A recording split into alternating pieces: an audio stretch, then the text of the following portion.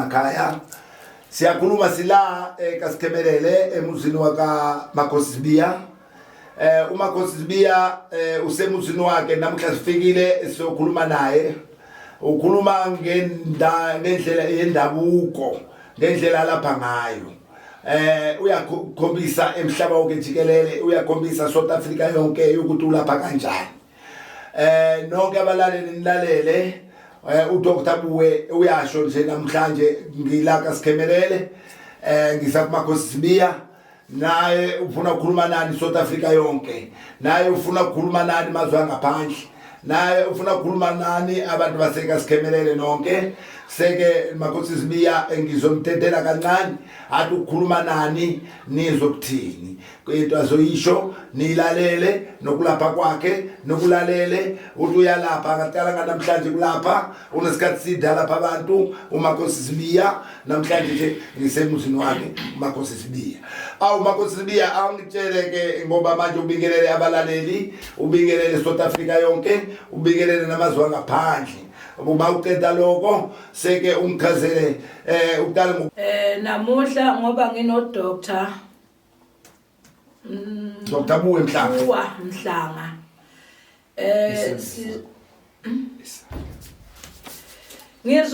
sizochazelana ngokwelapha kwendabuko, ngumelaphi wendabuko. Namuhla enginiphathele khona ngikhombisa ngomsebenzi wami ukuthi ngoba ngisebenza ngumelaphi wendabuko ngiyahlola ngamathambo, ngiphinde ngikhuphule futhi izithunywa, ngiphinde futhi ngibuyise abadinga amadoda nabafuna umsebenzi noma umuntu ethethuliwe ngiyakhona ukumbuyisa, noma ngabe ufuna ukuqina ube indoda eqinile emzimbeni siyakhona uqinisa ukusebenza isidumbu. Mangabe umuntu elimele ngengozi siyakhona ukuthi ngikwenzele lokho, umuntu osuka ayenze lokho amlandele lo osuka ambulalile. Ngiyakhona futhi ukuqinisa abantu emzimbeni, siyakhona ukufaka imithi yenhlanhla, ukhona ukuthi ucebe asibulali sicebisa ngesihlahla kuphela, siyakhona ukukwenzela lokho. Mangabe ufuna ukuthi uphathe emsebenzini siyakunikeza umuthi okukhuphula izikhundla kwabasebenzayo, kwabafuna amabhizinisi siyakhona ukukuvulela ibhizinisi nje kuko konke esikhona ukuthi sikwenze siyakwenza khona. Mangabe ufuna ukuthi uqine ngesihlahla hayi ukubulala siyakuqinisa. Mangabe ufuna umuthi okuphunyuka emaphoyiseni munamaqala siyakhona ukukwenzela lokho. Makhosi Sibiya siyakuzwa lokho kushoyo. Awuchazele ngezinamba zakho lezi bosokuthola kuzona. Inamba engitholakala kuyo 071 33 70 989. Awuyiphinde 071 33 70 989. Makhosi Sibiya kuyakuzwa lokho ukushoyo ngendlela usebenza ngayo, kuyajabulisa uchazela abantu bonke South Africa yonke, uchazela namazwe ngaphandle. Makhosi Sibiya uchaza kahle kakhulu ngendlela usebenza ngayo. Makhosi Sibiya kuningi kakhulu ngoba kunabantu bakhala kakhulu ukuthi namhlanje asisalali imizini sina ipoko, ibayakhala ukuthi namhlanje inyanga zinikeza abantu ipoko siyathwalisa senzani konke lokho. Wena kuba kanjani? Hayi mina ngithwalise nje, angikuniki isipokwe, ngakuthwalisa kodwa ngingakuniki isipokwe. Kukhona vele mkhulu abathatha amashansi bawone igama labelaphi bendabuko, kodwa thina esisuka sikwenza kusemthethweni ngoba usho noma ngathi mhlawumbe khona engikwenzayo kube nephutha ungivulele icala, nginayo incwadi engigunyaza ukuthi ngumelaphi wendabuko. Ngiyakuqinisela nje umuzi wakho ngendlela okufanele ngikuqinisele ngayo, asikufakeli mkhulu isipokwe. Abelaphi vele kukhona abathatha amashansi. Lokho ngiyakuzwa. Makhosi Sibiya namuhla nonke abalaleli South Africa ngisemuzini wakhe kaSikemelele bani uMakhosi Sibiya. Namhlanje nifike nilalele nonke abantu izwe lonke lase South Africa, nilalele nonke amazwe angaphandle, nilalele nonke abalalele emakhaya ngoba ngikhuluma naMakhosi Sibiya endumbeni yakhe la khombisa khona ukuthi kusendumbeni yakhe la sisa khona abantu. Ngiyabonga kakhulu lokho uMakhosi Sibiya. uMakhosi Sibiya mina ngubaba wakhe namhlanje yonke imithi ayikhuluma ukuthi uyalapha ngayo uyithola kaDokotela Abuwe Mhlanga. Dokotela Abuwe Mhlanga uyena uyinyanga unamathwasa amaningi lawo ukuthi amathwasa kubanikeze imithi yokulapha nokubethela unesikhonkwane saka 100 years. Makhosi Sibiya isona wasithola kubaba wakhe Dokotela Abuwe Mhlanga. Namhlanje ngoba ngikhuluma ngitshela nonke South Africa yonke, ngitshela nonke abalaleli emakhaya, ngitshela nonke amazwe angaphandle ukuthi uyasiza kakhulu uMakhosi Sibiya. Uyasiza kakhulu. Namhlanje uMakhosi Sibiya kunabantu bathi bona banankinga yokuthi ingane singalali usuku siyahema. Ungakhona ukwenza lokho?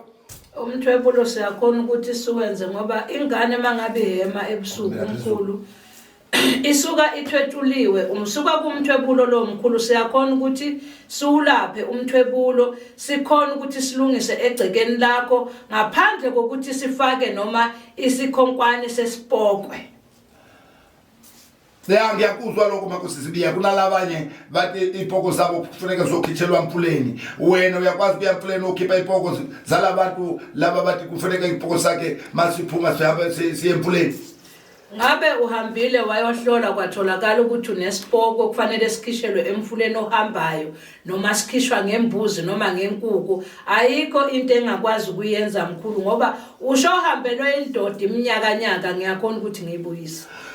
Ya manje ke Makhosi Sibiya ngoba siyakhuluma sitshela abantu base South Africa ufuneka uchaze kahle maqondana nokuthi ulapha kanjani. Namhlanje mina ngoba ngikhuluma mina Joseph Mhlanga ngikhuluma phakathi Dokotela Abuwe Mhlanga ngikhuluma ngendaba yokuthi bayasho abaningi ukuthi ukuthwala kuyasinda. Kuyasinda ngani ngoba abantu bayawahlanganisa amagazi abantu basebenza ngeziqubo zabantu. Manje abantu ke bayasaba ukuthi mase beyothwasa kuze beyothwala kuyobuya konakala emizini yabo, kuzofa umndeni yabo noma kuzofa ingane zabo. Wena mawumthwalisa umuntu kuba kanjani? Mina manguthwasisa unedlozi. Mawumthwalisa abantu bayasaba ukuthwala. Bayasaba ukuthwala ngoba manje kuthwala lokho abantu abaningi bayahlanganisa amagazi. Bathatha iziqubu zabantu bayenzani yonke into leyo. Abanye basebenzisa amagazi embuzi basebenzisa. Wena kwakho wathi ukuthwala kunjani? Mina angikuthwalisi ngembuza, angikuthwalisi ngabantu. Mina ngikufaka umuthi okusuka kuumuthi ukuthi uqine. Ngikufake umuthi webhizinisi ukuthi ungenelwe imali zakho ukhona ukuthi uma wenza izinto zakho zilunge. Asihlabi umuntu, asichithi igazi. Ngiyakuzwa ke Makhosi Sibiya. Kunabanye nje ngoba basho kanjalo ukuthi akuchithe igazi. Laba nje bathi bona bahlele nemadoda abo kuba nechitho bahlukane bangayiboni ngendlela. Wena uyakwazi ukubabuyisela ukuthi bakwazi ukuxhumana noma balungisele umzini wabo bahlala bacabana njalo nomadoda abo. Bathi uyakhuluma mfazi indoda ayifuni ukulalela. Bathi uyakhuluma ndoda mfazi akafuni ukulalela. Wena uthini nje ngempela Makhosi Sibiya labantu labo uyakwazi ukubahlanganisela kuze kuqonde izinto zabo? Mkhulu kahle kakhulu umuthi loyo njengoba ngumuntu wesifazane engwazi kakhulu umuntu mangabe ehlukana nendoda yakhe noma bahlala ngenxabano ngiyakwazi ukuthi ngibalungisele mkhulu kuze impilo ibuyele esimeni sayo njengoba babebonene bathandana. Abanye bathi ngithola mfana ntombazana esencane. Le ntombazana masengitholile ngiyifundise esikole ngiyenzele yonke into. Iphinde le ntombazana iyothandana nomunye ishiye lo muntu lo. Le umuntu mafika kuwena khala ukuthi le ntombazana ngiyifundise esikole ngiyaziwa kubo kodwa le ntombazana isayithandi ithandwa komunye. Wena uthini kuyilungisa ukuthi ibuyele kule ndoda le yamfundisa esikole, le ndoda le yamthengela yonke into sikhatha safunda ngoba bese yakholile ukuthi awu sengifundile sekuright le ndoda yabengidokisa ngisayifuni uyobona yini. Wena uyakhona kubabuyisela labantu labo ukuthi bakwazi ukuqhubeka nokuthandana kwabo lo kule ndoda le beyimthengela isafunda esikole yonke into le. Wena uyakhona ukwenza kanjani Makhosi Sibiya? Ungakwazi ukulungisa le nto babuyelana bazwane? Ngiyakhona ukuthi ngikwenze mkhulu ngoba usuka lo muntu kunabanye abasemaceleni abamkhohlisayo. Siyakhona ukuthi sebenzise umuthi umbuyise bese siyamvala futhi ukuthi agijime ngaphandle kwamanye amadoda. Awu Makhosi Sibiya ukhuluma into eqondile. Mina nonke abantu base South Africa, nonke abantu amazwe angaphandle, nonke abalalela emakhaya. Cha Makhosi Sibiya uthi uyakwenza ke lokho. Umuntu mase afundisile umuntu intombazana ayifundise esikole, iseqede isikole igcine ishiye phansi iyothanda munye. Manje yena uthi uyakwazi Makhosi Sibiya ukuthi akwazi ukubabuyisela bakwazi ukuqhubeka aphinde avalwe lo sifazana lo uyenza lo mkhuba ukuthi manje sengifundisiwe sengisamthandi lo ngiyothanda munye. Nilalele nonke South Africa, ngiyantshela ukuthi Makhosi Sibiya uyakwenza lo unankinga injalo uzofika kuMakhosi Sibiya. uMakhosi Sibiya uwenza kumlungisela ukuthi ukwazi ukuqhubeka nothando leni ukwazi kwakha musa. Makhosi Sibiya silana ukuthi abantu abaningi wabo bayasaba kuya enyangeni njengamanje, basaba kuthiwani, basiwa ukuthi data siyaya enyangeni kodwa siyahlelwa imali yethu, kuhlelwa kwethu imali asakwazi. Kuyafana ukuthi sonke manje enyanga zonke enyanga ziyafana ngoba manje umunye uyafika enyangeni alungiselwe inyanga ingasaphindi babe ucingo lalo muntu umlungisele ngoba semhlile imali. Uthini wena ngakho Makhosi Sibiya? Hayi cha impela mkhulu kukhona lokho siyahlangabezana nalezo inkinga, njengoba ngeke ngachaza ukuthi kukhona abanye abangakhona ukuthi balapha ngokweqiniso. Kufanele basabe abantu ngoba kunabantu abazenza ngathi bayizinyanga, bangayizo inyanga bacekele igama labelaphi bendabuko phansi. Umuntu makathi mayiziveza aziveze abe nobufakazi bokuthi umelaphi wendabuko ngampela baqinisile khona ukuthi kunabantu abadlala ngabo, nathi sibabone sikubeke nathi ukuthi lento abayenzayo basiqedela umsebenzi, basimoshela umsebenzi wethu ngoba kukhona abanye abathi bangabelaphi bagaya amaqopho bamahleza banikeza abantu. Umuntu ke ngeke athi noma ehluphekile afisa ukuthi aqhubekele phambili ngani ngoba sokunobugebengu abanabo abantu laphandle. Ngiyakuzwa Makhosi Sibiya. Namuhla awuchaze inamba zakho, sizokwazi ukuchaza inamba zakho zonke ukuthi bakuthola kuphi abantu bonke laba bafuna kuza kufika kuwena bothola usizo kuwe Makhosi Sibiya. Ndawuwa.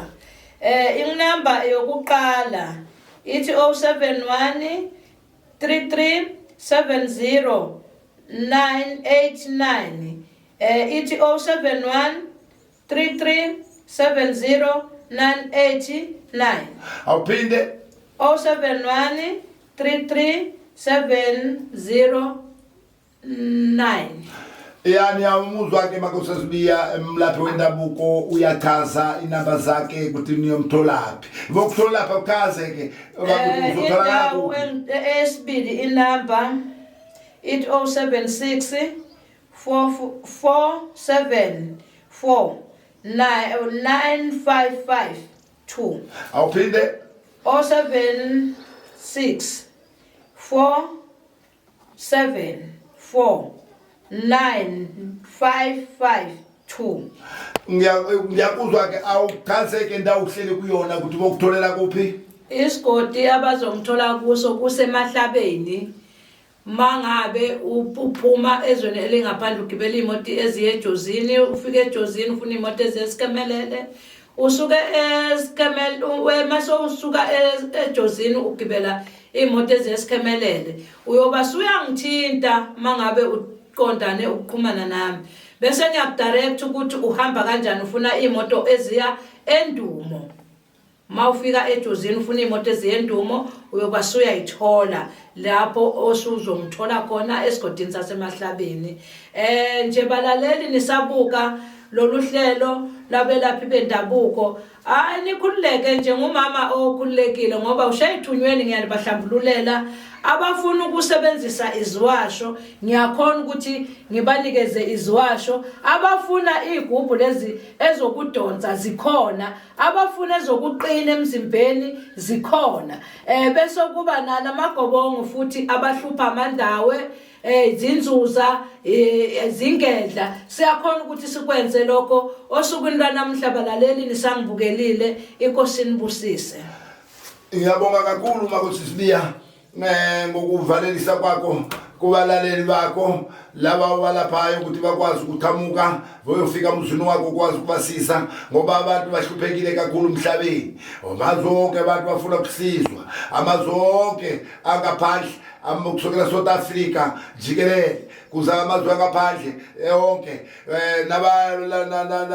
nebendawo la kasikhemelele la bantu bafuna ukusiza Makhosi Sibiya uyakwazi ukubasiza ngicela ukuthi nonke South Africa ngiyashiya manje ngiyanivalelisa salani kahle ngime Dr. Buwe Mhlanga ngingani yami fikani imithi yonke ngilapha ngayo nami unayo yena ngicela ukuthi nifike kahle nisale kahle South Africa yonke nihlale kahle amazwe angaphandle nonke ngiyabonga ndawo